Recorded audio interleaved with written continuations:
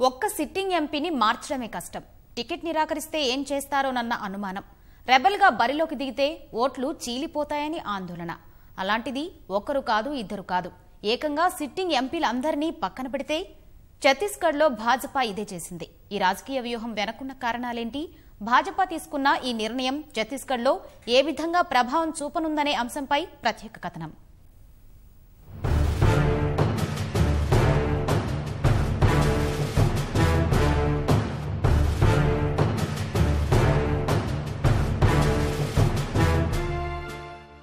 ఛత్తీస్గఢ్ ఒకప్పుడు భారతీయ జనతా పార్టీకి కంచుకోట.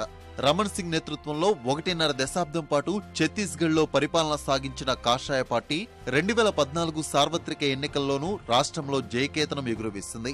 మొత్తం 11 లోక్సభ స్థానాలకు గాను 10 చోట్ల గెలుపొందింది. కానీ గతేడాది జరిగిన శాసనసభ ఎన్నికల్లో భాజపా ఘోర పరాభవాన్ని చవిచూస్తుంది. కాషాయ పార్టీ 15 స్థానాలకు పరిమితం కాగా, కాంగ్రెస్ పార్టీ 68 స్థానాల్లో గెలుపొంది అధికార పీఠాన్ని హస్తగతం చేసుకుంది. ఈ నేపథ్యంలో కంచుకోటలో తిరిగి పాగా వేయాలని నిర్ణయించిన భాజపా అధినాయకత్వం సంచలన నిర్ణయం తీసుకుంది.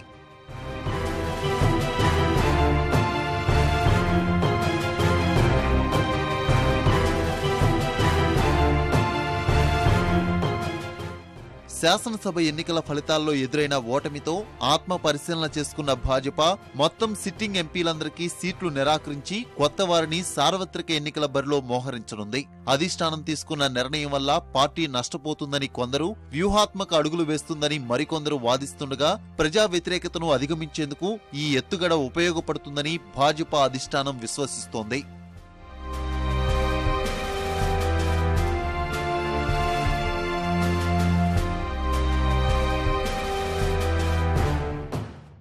టికెట్ల నిరాకరణ అంశంతో పాటు మరికొన్ని ప్రయోగాలకు భాజపా సిద్ధమవుతుంది. మాజీ ముఖ్యమంత్రి రమణ్ సింగ్ సేవలను జాతీయ స్థాయిలో ఉపయోగించుకోవాలని భావిస్తున్న భాజపా అధిష్టానం ప్రస్తుతం రాజ్నంద్గావ్ ఎంపీగా ఉన్న రమణ్ సింగ్ కుమారుడు అభిషేక్ సింగ్ స్థానంలో ఆయన్ని పోటీకి దింపనున్నట్లు సమాచారం. అటు రాష్ట్రంలో అత్యధిక కాలం పార్లమెంటు సభ్యుడిగా ఉన్న రమేష్ బోసును సైతం భాజపా పక్కన పెట్టింది.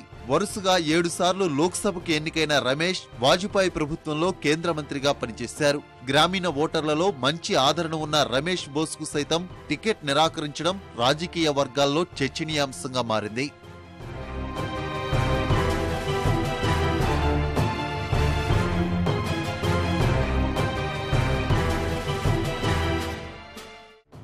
భాజపా ఈ మార్పు నిర్ణయానికే కట్టుబడి ఉంటే ఛత్తీస్గఢ్లో భారీ నష్టాన్ని చూడాల్సి ఉంటుందని నిపుణులు అంచనా వేస్తున్నారు. టికెట్ రాని సిట్టింగ్ ఎంపీలంతా పార్టీకి పెద్ద ప్రమాదంగా మారే అవకాశం ఉందని హెచ్చరిస్తున్నారు. వారంతా రెబల్ అభ్యర్థులుగా బరిలోకి దిగితే ఓట్ల చీలికతో పరాజయం మూటకట్టుకోవాల్సి ఉంటుందని విశ్లేషిస్తున్నారు. అలా కాకుండా ప్రచారంలో పాల్గొనకుండా తటస్థంగా వ్యవహరిస్తే సిట్టింగులకు టికెట్ నిరాకరణ అంశం ప్రత్యర్థులకు ఆయుధంగా మారనుందని పేర్కొంటున్నారు. పదవీ కాలంలో సమర్థంగా పనిచేయకపోవడం వల్లే భాజపా అధిష్టానం టికెట్లు ఇవ్వలేదన్న ప్రచారంతో కాంగ్రెస్ లబ్ధి పొందుతుందని అభిప్రాయపడుతున్నారు. సిట్టింగ్ ఎంపీల మార్పుతో సామాజిక సమీకరణాల సమతుల్యం సైతం కష్టమవుతుందని విశ్లేషిస్తున్నారు.